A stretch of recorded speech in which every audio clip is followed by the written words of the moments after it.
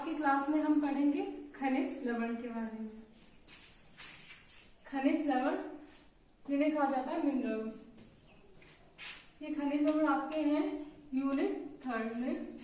तो आइए देखते हैं। हमारे शरीर के कुल भार का 96% भाग जो भार है प्रोटीन, कार्बोज, वसा तथा जल के कारण होता है। यानी कि हमारे शरीर का जो जितना कुल भार होता है, यानी कि 60 है किसी का केजी, 60 केजी है, तो उसमें से 96% जो आपका वजन है उसमें प्रोटीन, कार्बोज, वसा तथा जल के कारण होता है।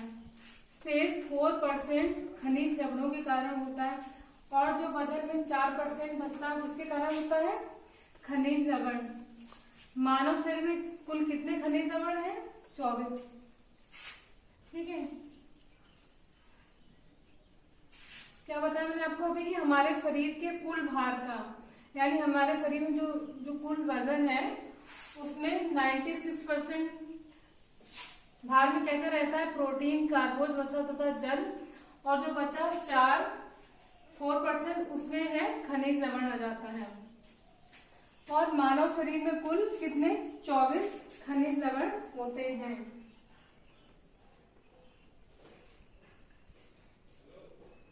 ठीक है।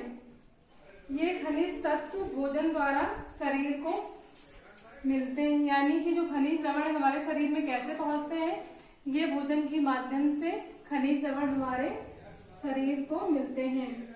और ये खनिज लवणों की संख्या कितनी है? 24 है। जैसे कि calcium, phosphorus, potassium, sulphur, sodium, chlorine और मैग्नीशियम। कैल्शियम कितना होता है? 0.2%, पोटेशियम 0.35%, सल्फर 0.25%, सोडियम 0.15%, क्लोरीन 0.15% और लास्ट में मैग्नीशियम 0.05%। यानी ये कितने हैं? ये टोटल है 7। Calcium, phosphorus, potassium, sulphur, sodium, chlorine और मैग्नीशियम। ये है मेजर खनिज तत्व, यानी कि मुख्य खनिज तत्व। खनिज लवण के प्रकार। तो खनिज लवण के प्रकार में हमने क्या देखा? जो मुख्य खनिज तत्व हैं वो 7 हैं। इसके अलावा जो गौण खनिज तत्व हैं वो कितने हैं? 5, 6, 7। लेकिन जो मेन है वो सिर्फ 4 ही। आपको जो जिंक, कोबाल्ट, एल्युमिनियम, फ्लोरीन लिखा है ये इतने इम्पोर्टेंट नहीं, इम्पोर्टेंट सिर्फ 4 है। इसमें लोहा जिसमें 0.4% है, तांबा 0.15%, आयोडीन 0.04 और मैग्नीज 0.03%। उसके अलावा जिंक, कोबाल्ट, एल्यूमिनियम और फ्लोरीन। इतना आपको समझ में आया होगा कि मानव शरीर में कुल खनिज लवण कितने होते हैं? 24। और ऐसा नहीं है कि 24 खनिज लवण बहुत ज्यादा इम्पोर्टेंट है। इनमें से हम वही देख रहे हैं जो इम्पोर्टेंट है। जो पहला है मेजर खनिज तत्व, यानी कि मुख्य खनिज तत्व, उसमें आते हैं आपके 7 प्रकार के खनिज तत्व, और एक गौण खनिज तत्व जिसमें आते हैं 4 प्रकार के मेन, और उसके अलावा जिंक, कोबाल्ट, एल्यूमिनियम और फ्लोरीन। जिस प्रकार शरीर को ऊर्जा देने का काम कार्बोज तथा वसा पौष्टिक तत्व करते हैं, उसी प्रकार शरीर का निर्माण प्रोटीन तथा खनिज लवण करते हैं। हमारे शरीर को आवश्यक ऑक्सीजन, कार्बन, हाइड्रोजन, नाइट्रोजन, इसके अलावा प्रोटीन, कार्बोज तथा वसा से प्राप्त होते हैं, किंतु अकार्बनिक तत्व जैसे कि खनिज लवण से प्राप्त होते हैं। ठीक है। तो जो खनिज लवण है ये किसके अंतर्गत आते हैं? अकार्बनिक जो तत्व होते हैं। तो मैंने भी आपको क्या बताया था यहाँ पे? हमारे शरीर को आवश्यक ऑक्सीजन, कार्बन, हाइड्रोजन, प्रोटीन, कार्बोज तथा वसा से प्राप्त होते हैं, किंतु अकार्बनिक तत्व, यानी कि अकार्बनिक तत्व में क्या आते हैं?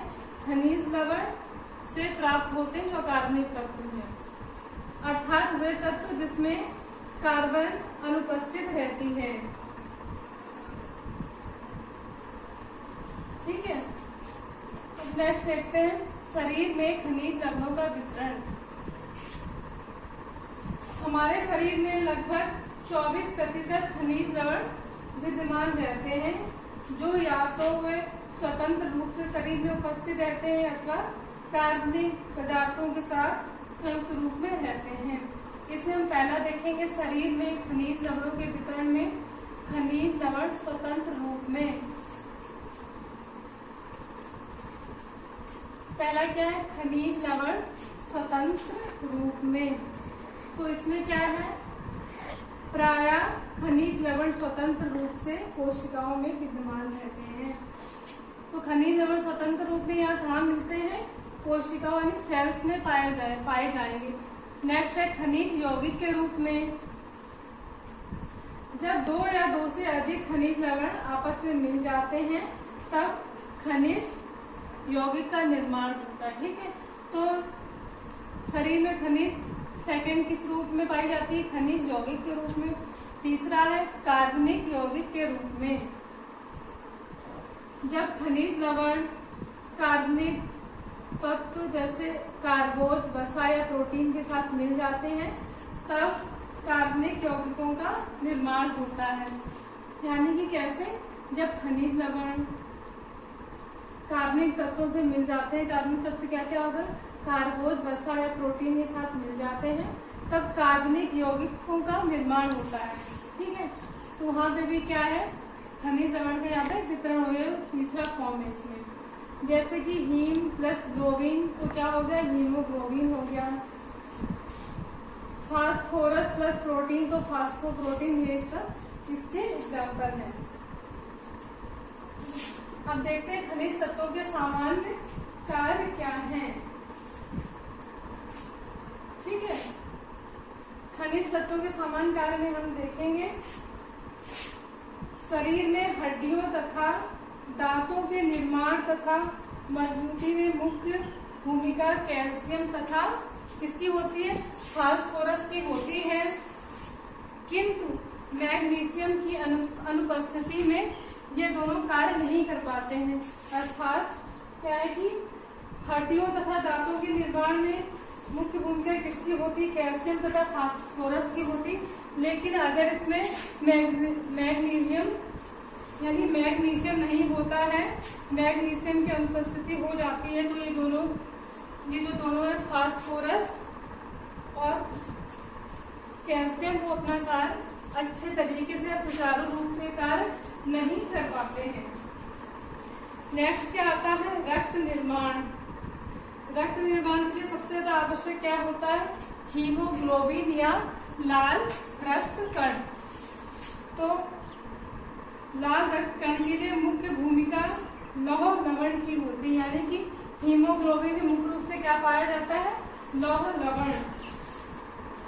यदि इसके साथ तांबा, कोबाल्ट, प्रोटीन तथा जीवन सत्व B12 ना हो तो लौह लवण अकेला कुछ नहीं कर पाएगा। तो लौह लवण में भी क्या बताया कि लौह लवण तभी अपना कार्य अच्छे से कर पाएगा जब उसके साथ तांबा, जैसे मैंने आपको यहाँ पढ़ाया था, तांबा और कोबाल्ट होगा। ठीक है, और जैसे कि अब यदि हम अपने भोजन में दूध, हरी सब्जियां, दूध से बने भोज्य पदार्थ, दालें, फल, अनाज, तिल के जो बीज होते हैं, सूखे मेवों को अगर स्थान देते हैं तो हमें मेजर तथा ट्रेस श्रेणी के खनिज प्राप्त हो जाते हैं। यानी कि मेजर कौन से हैं, कैल्शियम, जो मैंने आपको साथ पहले पढ़ाए थे, और खनिज।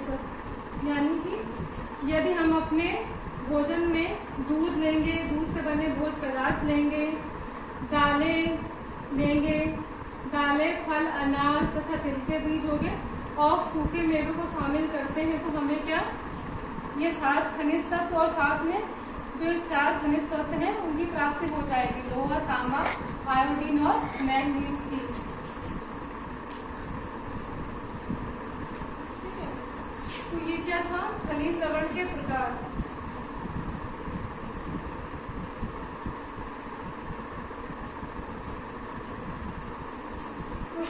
हमने क्या क्या पढ़ा, खनिज लवण में खनिज लवण का अर्थ समझा कि खनिज लवण क्या होते हैं। खनिज लवण का जो मानव शरीर है उसके भार में कुल कितना प्रतिशत योगदान होता है, तो कितना होता है, 4% योगदान है खनिज लवण का मानव के कुल भार में।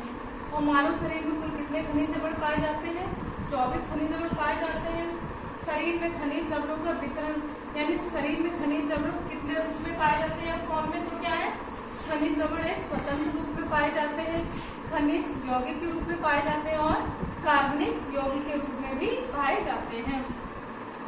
नेक्स्ट हमने क्या जाना था इसमें, खनिज तत्वों के सामान्य कार्य, यानी कि खनिज तत्वों के सामान्य कार्य भी हैं। इसके अलावा उनके कुछ मुख्य कार्य जैसे निर्माणात्मक कार्य और नियामक कार्य, तो हम जब नेक्स्ट क्लास लेंगे तो उसमें निर्माणात्मक कार्य जो और नियामक कार्य उनको पढ़ेंगे।